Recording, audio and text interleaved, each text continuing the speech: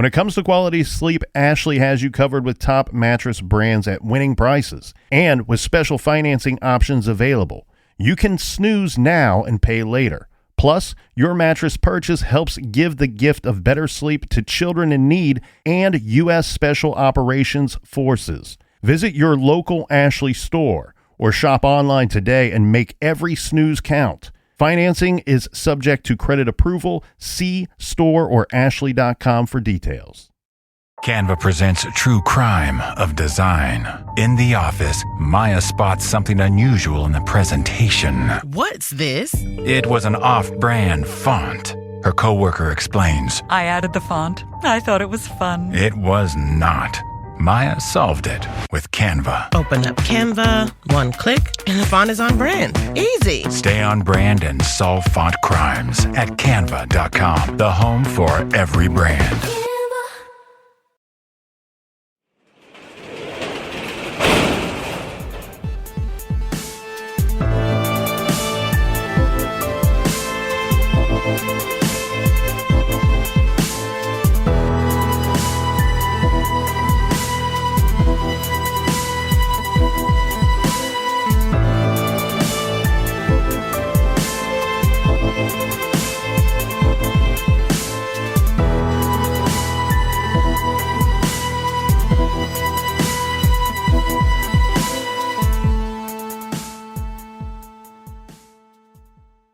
Welcome to True Crime Garage. Wherever you are, whatever you are doing, thanks for listening. I'm your host, Nick, and with me as always is the man running for mayor of Parts Unknown, reminding you to get out and rock the vote. He is the captain. I will be kissing wives and smacking babies. It's good to be seen, and it's good to see you. Thanks for listening. Thanks for telling a friend. Tonight we are drinking Tuckerman Brewing Company's Pale Ale out of Conway, New Hampshire. Garage grade 3.5 bottle caps out of 5. This is their flagship pale ale, brewed with 4 types of hops. This brew is cold conditioned and dry hopped in lagering tanks for maximum taste and quality. And this great pale ale was brought to us by these great guys and girls. First up, we have Ken from Waterloo, Ontario, Canada. And we got Jessica with her terrible towel all the way in Pittsburgh. Next, we have Barb in Dallas, Texas, who says she is glad she found the garage because she was tired of running around with lesser true crime podcasts. Well, she's throwing some shade. And a big shout out to Kelsey in Buffalo Grove, Illinois. And a big thank you to Connie in beautiful Huntington Beach, California. And last but not least, a big shout out and thank you to Bobby and his better half, Aubrey, in Tracy, California. So thank you all for filling up the fridge for this week. If you want to buy us around for next week's show, go to truecrimegarage.com and click on the donate button. And like Nick said, I'm running for mayor and governor and senator and president, El Presidente, El Capitan of Parts Unknown. And if you'd like to be a resident of Parts Unknown, go to our website, go to the store, and check out the new Parts Unknown t-shirts. And that's a 2-week pre-order. You got 2 weeks starting right now, so go to the website and get that done today. All right, let's get in the garage. We're back talking with true crime author James Renner and Maggie, the beautiful Maggie, and the beautiful Art, the host of Oxygen's The Disappearance of Maura Murray. All right, Captain, that's enough of your propaganda and enough of the business. Everybody gather around, grab a chair, grab a beer. Let's talk some true crime. Vote for the captain.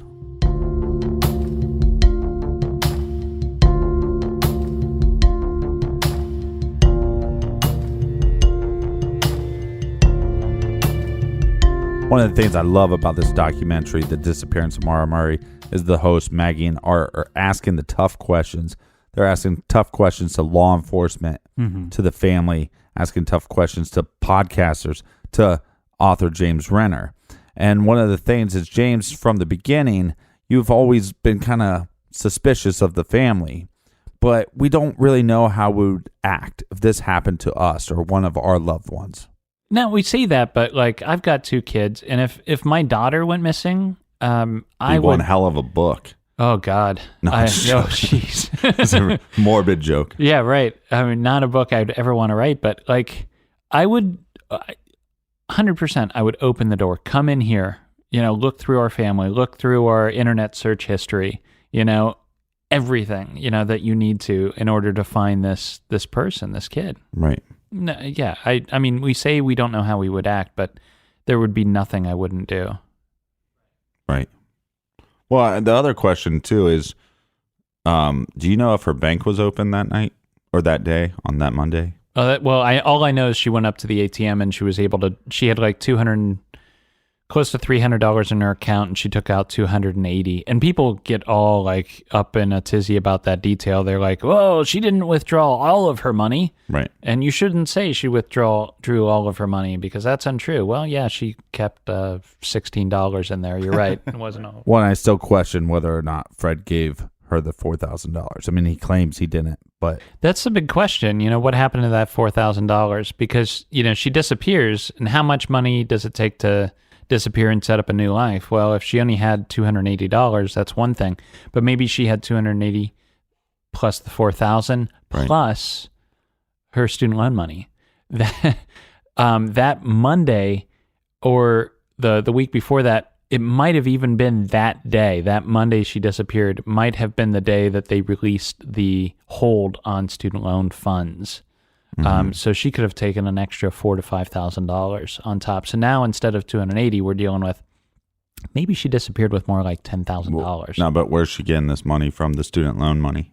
Well, once you get student loans, you can apply for a certain amount of money that's over and above your room and board. Right. And I did that in school. I lived off of student loans for I think 2 years. Typical author. I'm still paying back. So, I think it's possible that that's what she did, is wait until she could withdraw those funds. And they keep a hold on it until like a couple weeks into the semester. But do we have a record of her withdrawing those funds? Maybe the police do. I've never seen any sort of record. It's just speculation.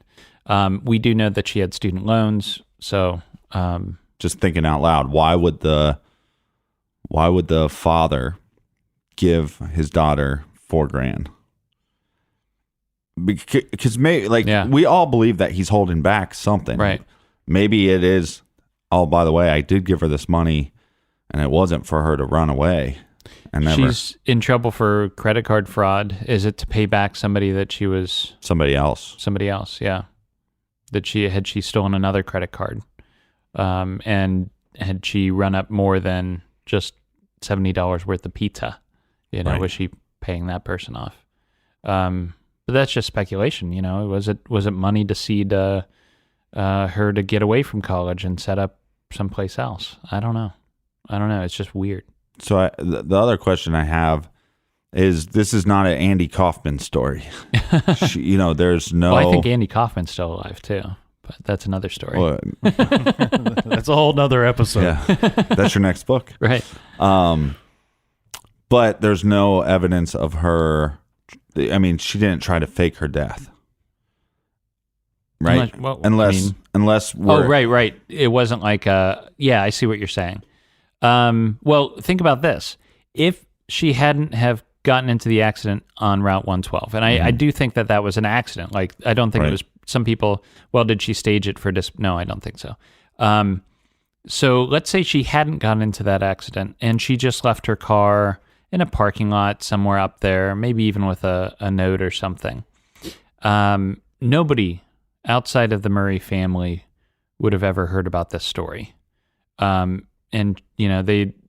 she maybe, could have left a note and said, I took off. I'm sorry, goodbye. Mm-hmm. But I think the accident changed everything.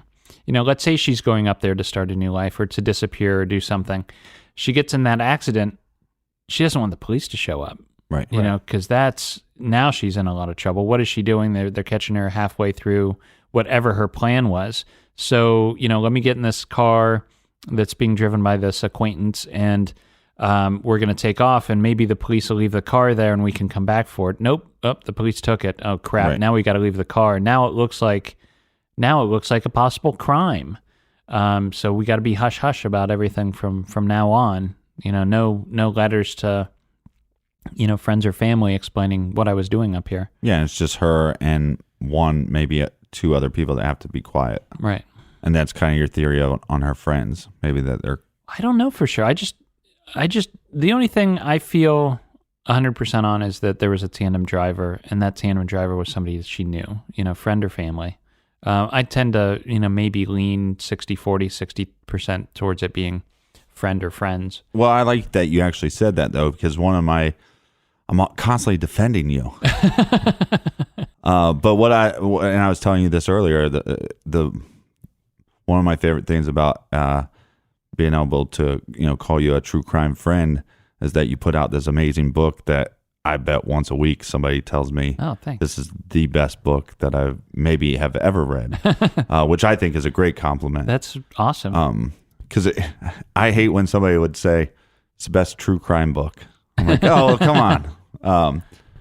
But I like that you said that the only thing that you're super solid on or 100% on is that there was a tandem driver. Yeah.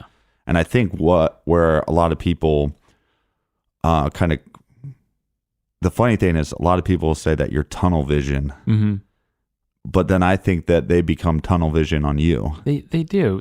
And I think to some extent there's this need on the internet and social media to choose sides, and in society in general, just to choose a side. Right. And you delve into the Maura Murray case, and you end up on specific Facebook pages and Reddit pages where, for whatever reason, they've decided to turn me into kind of the bad guy, the bad journalist. Right. And then that's one of the first things they read, and they want to be a part of that community, so they have to not like James either. But if you spend some time with me, I know there were some people from Reddit that came up to Crime Con last year, and they hung out and got a book and, had a drink or, some snacks at the bar or whatever. Within 5 minutes of, hanging out, right. And it almost makes me cringe, but, they'll lean forward and they'll say, you know what, you're not as much of an asshole as I thought you were. A little bit of an asshole. Yeah, Still well, a little bit, we all are, but not as much as Nick. But see, that's the weird thing that I've never understood and it's not with everybody in the true crime community, but with the Maura case. Well, there's other cases out there that are similar to this where there are people that they take a side, like you said, they believe in a theory, and if they disagree with your theory, for some reason they've decided they don't like you as a person. Yeah. I don't know how that leap is made. Right. We've had it happen on our show where people comment and they're like, Nick, you said that it probably went down like this. Are you some kind of idiot? And it's like, well, I normally get that directed towards me. And yes, I am some kind of an idiot. But I like that you said that, that's the only thing that you feel 100%, because I think a lot of times when you bring up the pregnancy or the belief that you think that she's alive, I've never heard you say, I 100% believe that she's alive. No, of course not. And, with the tandem driver thing, look, what happened after that is a mystery. Did she go on to another life? A lot of people think I'm sold on this idea that she's in Canada and hanging out and chilling and eating crepes and having babies, and that would be nice. I want to believe that, but there's also the possibility that whoever this tandem driver was killed her. Right. I'm very open to that possibility. But if your theory that she left on purpose to start a new life, if that theory is wrong, let's just say in this hypothetical world, sure, I'm telling you 100% that theory is wrong. What's the next theory that you lean towards? Is it just that the tandem driver? Yeah, okay. It's that the tandem driver was responsible for her death. Did she hit her head harder than we know? And did she pass out and they freaked out and she became comatose or something silly like that? Or was she traveling up there with a boyfriend? Right. Not the boyfriend, but a boyfriend, boyfriend. And that person was the one that after that accident, killed her. Or, so yes, I'm very much open to that. When I started looking into the case, the first thing after, Wikipedia and a couple other things, I'm going to your blog. And so then to get so much of my information about the case from your blog, sure, and then to call you an idiot or a moron just makes zero sense. Oh, I know. And these people that set up websites or other podcasts, not Tim and Lance's, but other podcasts on this mystery, because there are a couple more. Right. And, they that's what they do. They're like, I hate this James Renner. He's such an a-hole. He's such a jerk. Here are 10 documents that James Renner posted on his his website that might help us figure out what happened to Maura Murray. You're welcome. Thank you. And I think people should just give you a little more credit for that. I don't know. I'm obsessed. I was obsessed with this case. There are other cases that I get very personally involved in. But I've got a life, I think. No, you don't. I've got You're here with us on a Sunday. There's no way you have a life. So this isn't my life, and people seem to think this is, and I don't know. It's frustrating, social media, and I don't know how you guys are, but at a point you just have to walk away and not because 80% of the comments will be positive, but you fixate on those 20%. But one thing I liked when you set up your blog was it wasn't just you forming an opinion and telling your version of what you think went down with Maura, but you set up a place for people to check out new information and for people to come back to you with information and say, hey, James, I found this. You should consider putting it on your blog. Yeah, it was this grand idea I had to open the internet and turn it into essentially the writer's room of a newspaper. When I worked at Scene magazine up in Cleveland, we'd had this writer's room, and I'd write these true crime stories, and we'd gather in the writer's room, and I'd pitch out ideas. I'm like, what about this guy as a suspect? And, the other writers would come back, well, have you looked at this and this? And it was a new way to gather information, but also to find new avenues of investigation and to use crowdsourcing to try to solve these cases. Now, the way I picture it going down was, if you've ever seen Mickey Mouse and the Sorcerer's Apprentice, where he's learning from this grand wizard, and he goes up and tries to use some of the magic. Well, I had this grand idea to turn it into a crowdsourcing platform, and everybody would be sociable and fight for the greater good and help each other out. But it got out of control, and people were not nice to each other, and people were not nice to me, and people, when names were considered as suspects, people would go out and try to shame them instead of realizing that just because their name is mentioned as a possible suspect, and they are a possible suspect, doesn't mean they're guilty, and they shouldn't be held we still have a court of law for that reason. Let's not consider somebody guilty until they've had their day in court, but that went out the window. And I realized that this grand experiment that I had, it just won't work in the way our culture and society is set up. And that was very upsetting and very sad. And now the blog, I've turned off the comments because people are just mean to each other right now. And I think that doesn't get us any closer to the truth. It doesn't. And I want to hope that it's a phase, and that we'll look back at this in 20 years and we're like, oh my God, that was the deep dark days of the, people being mean to each other in Twitter and Facebook. But I don't see an end to it. No. And, I was involved in a online community years ago regarding a specific case, and people would log on there and give their opinions on different pieces of evidence or theories that they had. And it got very messy very quickly. It spun out of control into this thing where posters are now accusing one another of being the actual murderer. Oh yeah. And it got so weird and strange in there. Yeah. I think the only way to fix it is to get rid of anonymity. Right. But nobody's going to be for that because they want to be anonymous because they have their daily routine of being an accountant somewhere, and they have to follow everybody's rules, but then they can log on as poopshoot69, at oh, that's Gmail. A good friend of mine. Best buds.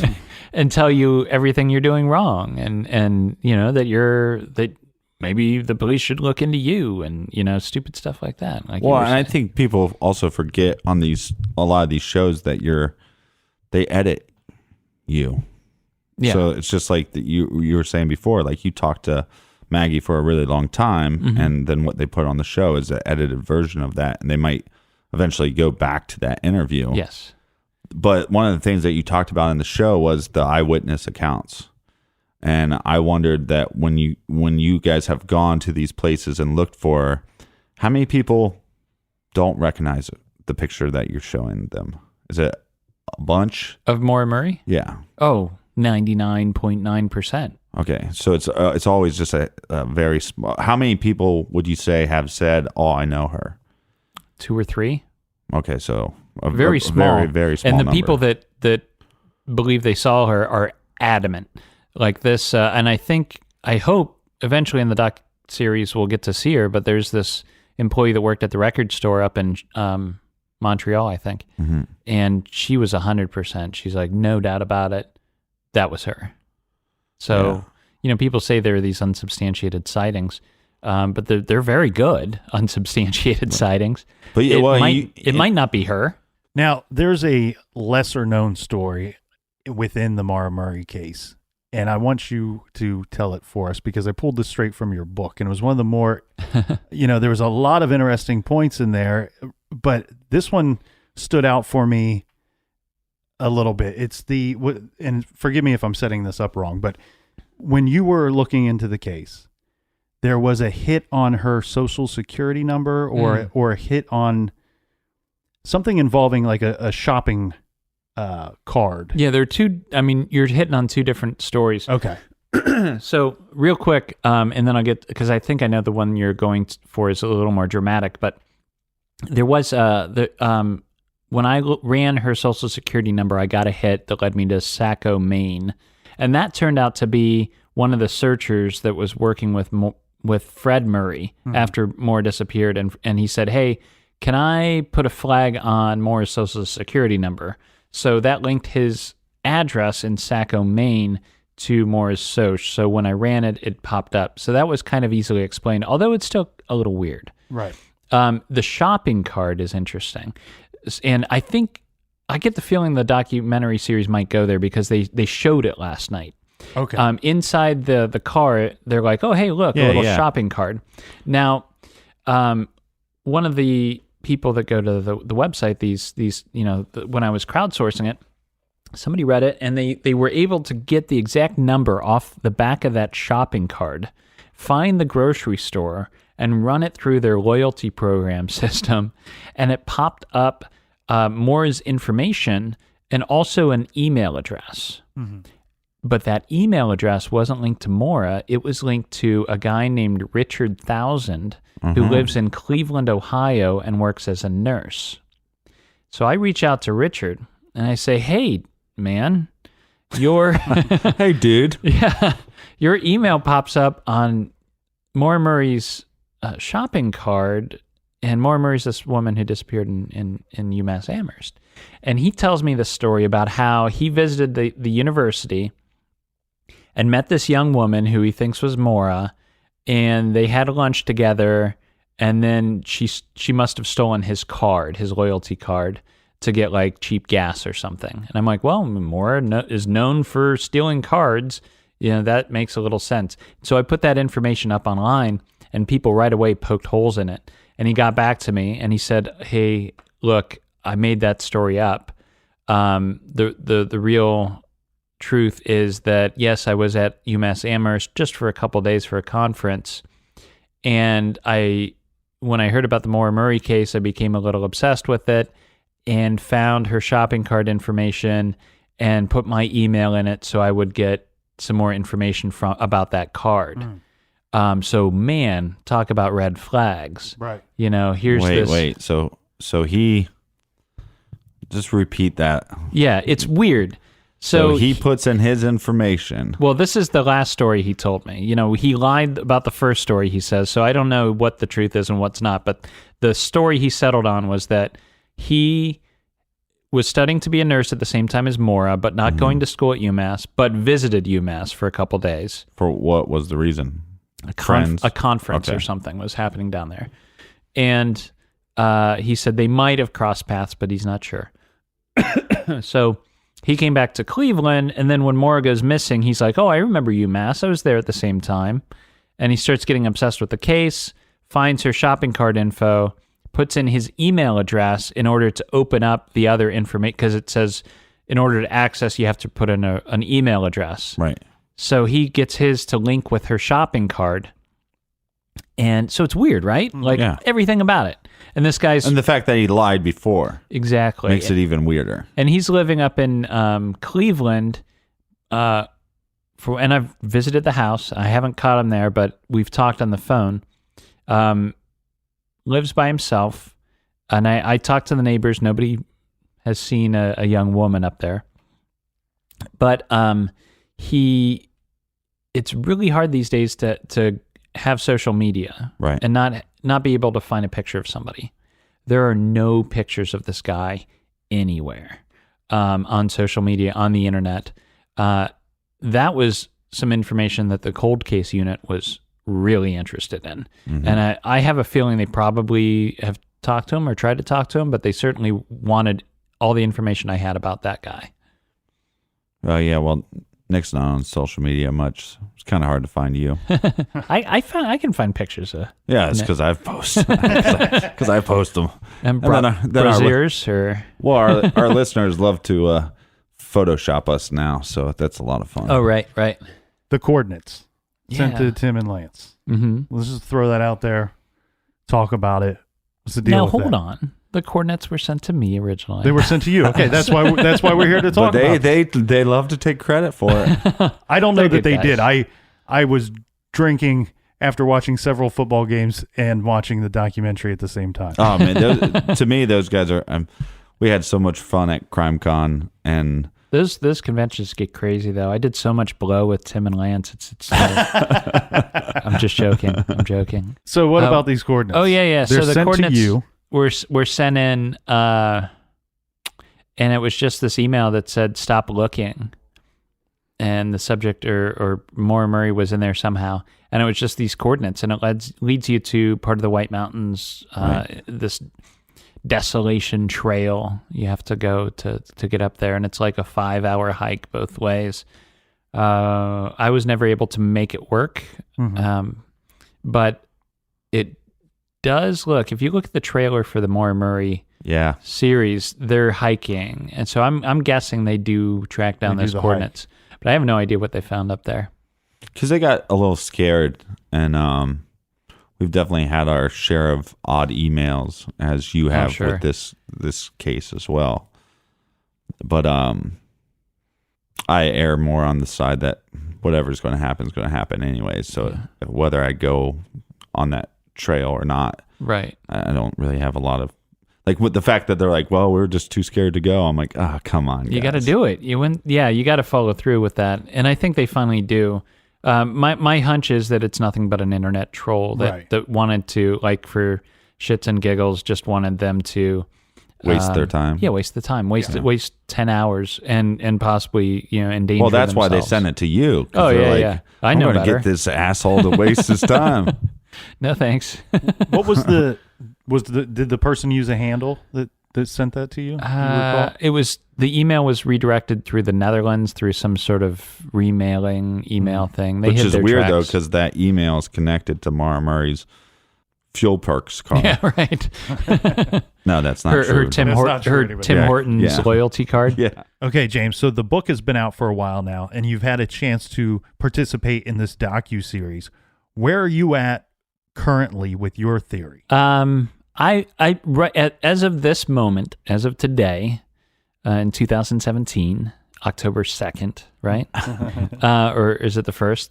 Yeah, today's the 1st. Anyways, I would put my probability at 60% she's out there alive somewhere trying to stay off the grid, maybe Canada, and 40% that she was murdered by whoever this tandem driver was. Do you have a list of suspects you like more? Of the tandem driver? Yeah. It's one of 4 or 5 people. Yeah, and I'm not going to go into it specifically, but right. How many are men? How many are women? 2 of them are men. Okay. 3 of them are women.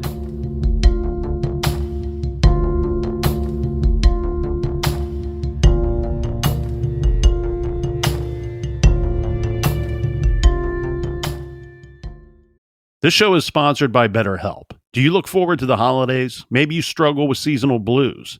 This time of year can be a lot, and it's natural to feel some sadness or even anxiety about it. But adding something new and positive to your life can counteract some of those feelings. Therapy can be a bright spot, something to look forward to make you feel grounded, and to give you the tools to manage everything going on. If you're thinking of starting therapy, give BetterHelp a try. It's entirely online, designed to be convenient, flexible, and suited to your schedule. Just fill out a brief questionnaire to get matched with a licensed therapist and switch therapists at any time for no additional charge. Find your bright spot this season with BetterHelp. Visit BetterHelp.com/garage today to get 10% off your first month. That's BetterHelp, HELP.com/garage. Dreaming of overseas adventures or connecting more deeply with family from afar? Rosetta Stone bridges the language gap. I've tried others, but Rosetta Stone's immersive lessons and voice feedback technology are game changers. Dive into 25 languages by learning intuitively, just like when you were a kid. And here's the holiday sparkle. Grab a lifetime membership now and save 50%. Gift yourself the world.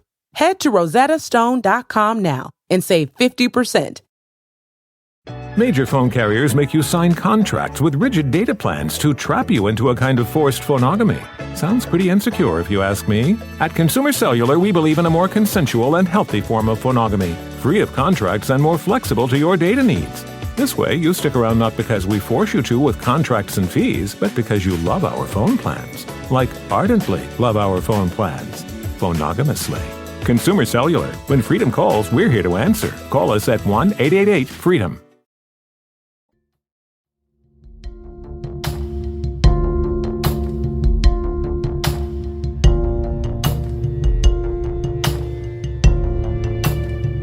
All right, we are back. Cheers, mates. We are back with Art and Maggie from the Oxygen docuseries, The Disappearance of Maura Murray. Now, do you guys have a hunch on where you think Maura was heading to that night? She was taking a break for some reason, but where do you think she was heading to? I think that Renner is accurate in that there was somebody else involved, probably. Whether she's going to meet a friend or somebody, I personally don't think that she was going alone. There could have been a tandem driver, like a friend or somebody. I don't think it was a tandem driver and somebody helping her escape. I think they were just going to clear her head. She bought enough booze for two people. I think that there was possibly somebody going with her to just spend the weekend, hang out, take a break. She had all intentions on coming back. Yeah, I agree. I think, you've got 5 or 6 theories, and you see us map them out in one of the episodes. Yeah, episode 5. Yeah, none of those are completely off the table until we can actually find her or her remains. So, but we looked at the probability of what is more than likely that happened to her, and more than likely, there was foul play involved in what happened to her. Now, whether it was somebody she knows or somebody that picked her up on the highway, that's the big question. What happened in that 7 to 10 minute time period, which we probably even narrowed down to like shorter than that. But what happened in that time frame? Why do you think in certain cases, especially in this case, that we have evidence that you uncover and then people look at it objectively and they say, well, no, that's not true, even though you've backed up that evidence? I have no idea why people choose not to believe evidence. It's absolutely insanity. It is insanity. But even with this, though, we did know. Yeah, even with this, we did know that if someone told us and didn't have evidence, we wouldn't believe them. I understand why people say, okay, Cecil Smith is saying that, but how do we believe him? I get that.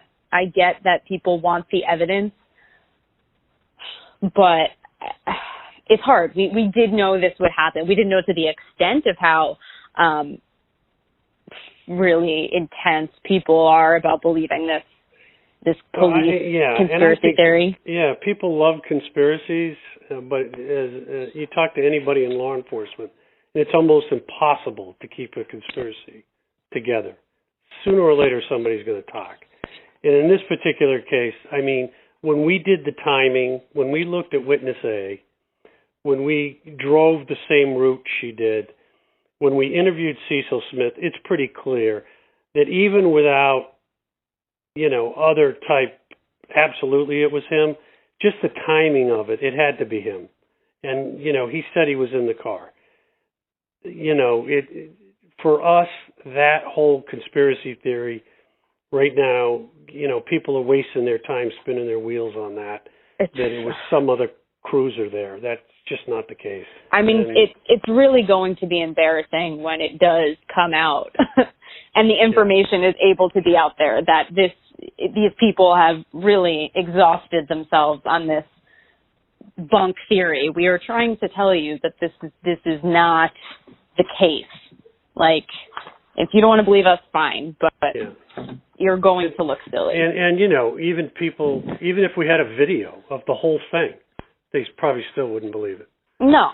So you're going to have that, that portion of people that aren't going to believe it regardless of what we say. But I'll tell you what. This is why, in a way, I think Renner is even more respectable than some of these people that think they're more respectable than Renner, because Renner is looking at the evidence and the facts and saying, okay, maybe I don't think my theory is right anymore. Right. He has enough, dignity to say, okay, I might have been wrong. Like, I wrote a book about this and it could be wrong.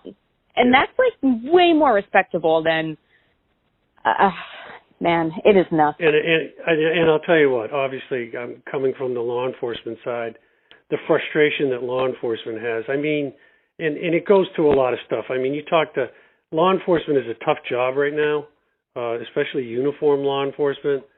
And unfortunately, we kind of go through these cycles every 20, 25 years. We're in one of those cycles right now. And people, for some reason, want to believe that law enforcement is bad for whatever reason. I mean, it feeds something in their ego or in their minds. And I mean, when you sit and spend an hour and a half with each one of these police officers, as we did, listen, I've done internal investigations. Internal actually reported to me when I was a US Marshal, and I can tell you that you can tell when somebody's not telling you the truth, and or something doesn't pass the smell test.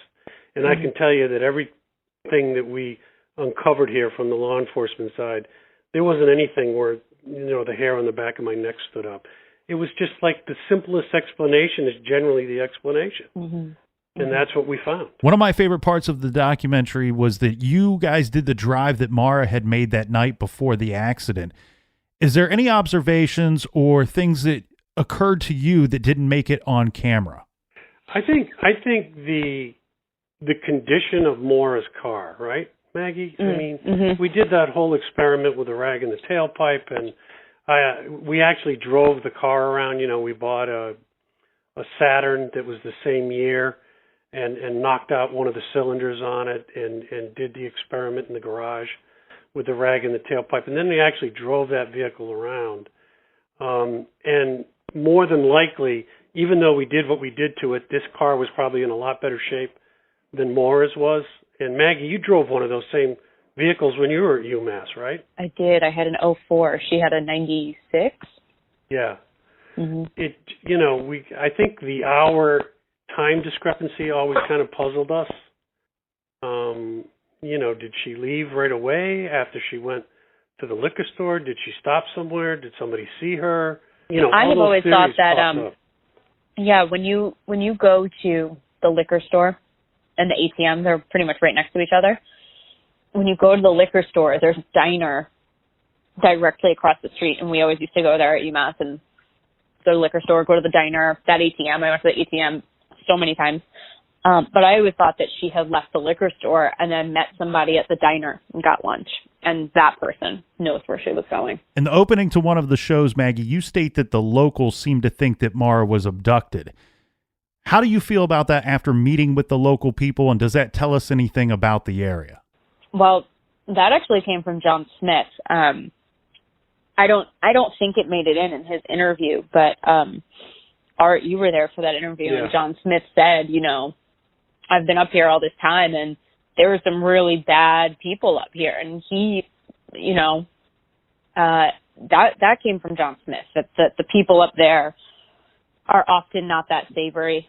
And do I think that it was a local? Yeah, probably. I do. I think, like Art said at the beginning, people go up there to be away from everybody, and whether that's just, the lifestyle you like to lead, or you have had a really bad past and you can't be in a place where, you're in the city bumping into people all the time and people know who you are, you're going up there to hide out and live a really private life. Now, in episode 5, you literally put all 5 theories on the table, and you end up crossing them all out except for one. Well, I mean, I think we both believe that there's foul play involved, that she was killed either by accident or by on purpose, or somebody had an intention to kill her, or something occurred by accident, either by an unknown person. And when you look at these cases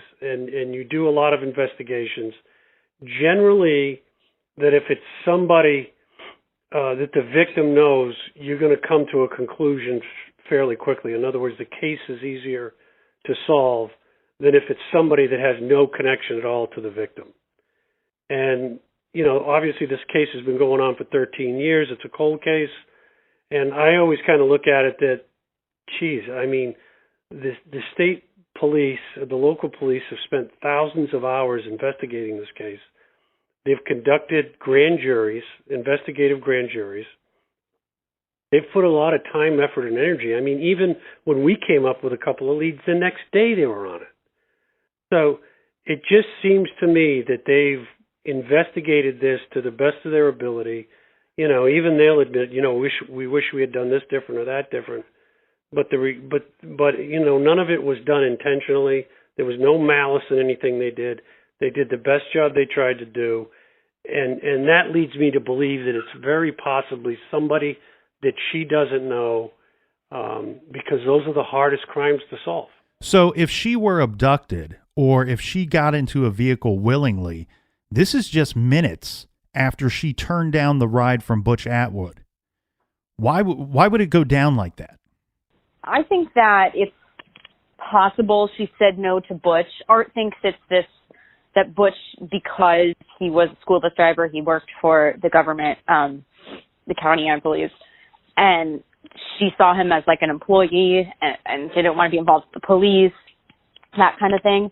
I honestly think it could be as simple as Butch didn't look like, if you're just judging based on appearances. He even said, he's this old, overweight man with a mustache. He could have scared her. He's just some guy up there. Like, I don't know if I would get in a bus with him.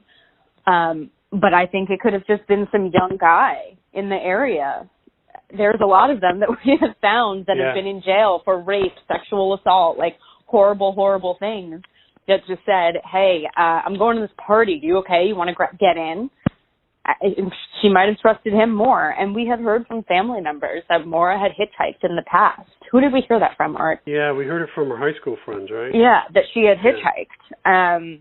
That didn't make it in the show, but that to us says, okay, maybe this young guy pulls up, hey, I'm going to a party. You want to come? Sure. Yeah, one of the things I looked at, too, was that she was under probation at the time for the pizza incident at UMass. And I think that if she got arrested for operating under the influence, if she was drinking in the car, I know this is all speculation, but to me it kind of makes sense that she would want, Butch pulls up and says, I'll call 911. She says, no, I've called AAA. He knows that's a lie. He goes to his house and calls 911, and of course the Westmans across the street are calling 911 at the time. So, did she want to avoid law enforcement? I would say yes, because she probably would have either been in trouble, obviously for operating under, but it could have put in jeopardy her nursing school too that she was going through at UMass. Yeah. Somebody that I believe that should be a person of interest was the track coach Haas, supposedly or allegedly she was having an affair with, but this doesn't come up in the show. That was one of the things that Art and I, where I was saying how Renner had a lot of good information that he came up with, and we would say, where'd this information come? And it was Renner. The other day we were talking, someone had sent me an email talking about Haas, and we had tried calling him. He wouldn't talk to us, so we couldn't really talk about it in the show. But, afterwards someone sent me an email, and I called Art and said, hey, what was up with Haas? Like, did this really get looked at? Like, did the police interview him? Where did all this come from? And Haas wasn't even known about until Renner uncovered that whole thing. So once again, that was Renner doing that. But I don't know. We don't really know what his alibi was, do we? No, we don't know what his alibi was. But, these are questions that law enforcement, when you ask them, are going to hold back on. Yeah. Because I think we might have asked, and they can't. They can't answer. Yeah. Yeah, we did, and we didn't get an answer from them. So this is obviously something they're looking at. We can say they're re-looking at everything. One thing that I've got to know: can you tell us if Butch Atwood had a CB radio in the school bus? We asked that question. And I don't know. We tried to actually find out more about that particular bus. We actually tried to get a photograph of it. Yeah. And we couldn't come up with one. I think we tried to track it down at some point. Right. Someone tried to track it down. But my understanding is when he called 911, he did it from his house. He left, went to his house, called 911. It somehow got kind of screwed up. It went to a different dispatch. It didn't go to Grafton County. I think it went to Hanover Dispatch. And then Hanover Dispatch kind of relayed it to Grafton County, and Grafton County actually ended up calling back the residents. And, you bring up a very good point, because you sort of have to put all this together. Now, you've got Westman on 911. You've got Butch Atwood stopping his bus, talking to her, and calling 911. You have the Marats around the corner who also have some visual contact with this accident. And then you've got Witness A. All this is occurring sort of in a 10 and 15-minute time frame. And then you've got, obviously, Cecil Smith showing up. So when you put all that together and look at that timeline, which we did, it kind of all makes sense. The big enduring question here is how could somebody turn their head and she's gone in like 7 to 10 minutes? That's always been the big question. You have all these things going on, and I mean a lot of them are like real important data points, because we have logs. We've got Grafton County logs, and we found out some information about that came out. I don't know if it made it in the interview or not, but we also have that whole jurisdictional fight that that somebody reported that thought it was law enforcement. It wasn't law enforcement. It was the two tow truck drivers arguing about who had the money for the tow. So we really have put a lot of this stuff to rest. And when you sit down and look at it, it's like it makes sense. Holy shit, it just makes sense. It's the simplest explanation. And I keep going back to that.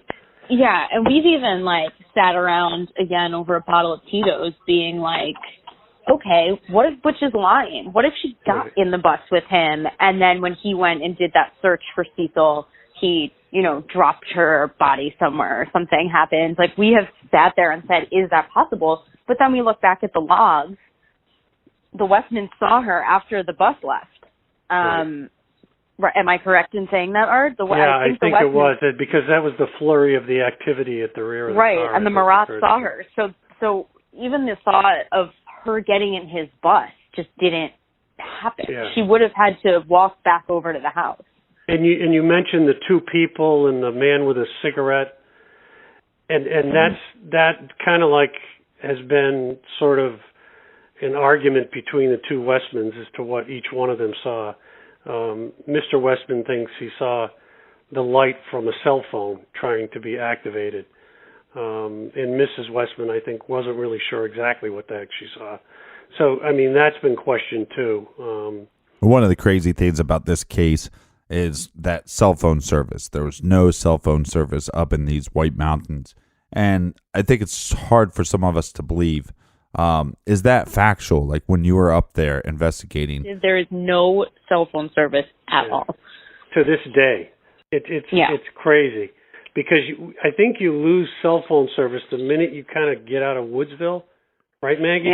Yeah. And then you pick it back up at Beaver Pond, which is it's kind of another 10, 11 miles from the crash site heading towards Lincoln. Now, there's one particular item that the police have received a lot of criticism about, and this is regarding the ATM footage where Maura had stopped to make a withdrawal. Now, one thought that I've had on this, why they've not released this footage, and that's a criticism that they've got, that they've not released it, is that either that this footage does not exist or that they had it in their possession at one time, but it may have been lost. Well, what we can say, I know this has to hold tight till episode 6, is that the reason they haven't released it is because if there was, this is me why I think they haven't released it, if there was anybody in that video with her that was not at all related to her, a license plate number of somebody's car, they didn't want all of these people who latched onto insane theories to, think this person was the killer or track down this license plate number. And, these people that are just happen to be in this video to go after them. So yeah, that's exactly right. I think that it needs to be protected. And I think that's really a good move to protect the innocent people who would be in that video. And other than that, you'll have to wait till episode 6. I mean, one of the problems with this case is anybody that has any information or any connection is being, I mean, we had a lot of problems talking to people. People had to get familiar with us because a lot of people, wrong information has been put out about them. So law enforcement, I know, and they reiterated with that to me today, that they don't want innocent people harassed that have already been talked to by law enforcement, and really that's not the way to handle a criminal investigation. Put innocent people out there that don't have any association at all. It might have just been standing in the background. But you both feel confident in saying that A, yes, the ATM footage exists, and B, the police are in possession of it. Yes. Yes. You have to wait till episode 6. One last question. Do you believe that this case is solvable? I do. Yeah, I do too. I will tell you this, that when Maggie and I first talked to the state police and the AG's office, they believe this case is solvable. And they have all the information. So if they believe it's solvable, I believe it's solvable, Maggie believes it's solvable. So and I think that a lot of it, again, I know I sound like I'm coming hard at the police conspiracy people, and it's not that I don't think people should be talking. I just think they should focus their energy, somewhere else. Right. But I don't even think it would have been this far if it weren't for people who really, really care and are contacting the police with tangible, real information, and people who have come to me with real information. Some of these leads that people have come forward with lately are really good. They're really good. And I even said to Tim and Lance today, I said, hey guys, you've been working on this a lot longer than me and Art. Have you guys been this excited for, this case to be solved? And they said, nothing like this, not at all. So, I think we're all really, really excited, and we do think it will be solved.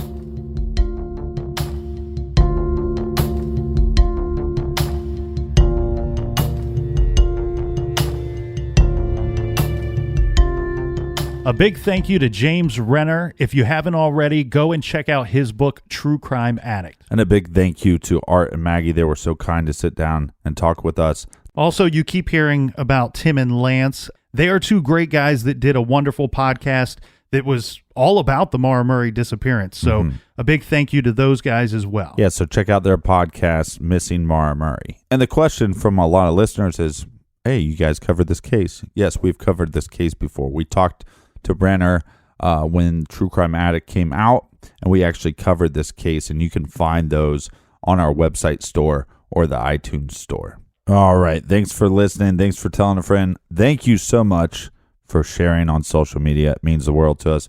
We got to get out of here because we got a big case for next week. All right, until next time, everybody out there, be good, please be kind, and please don't litter.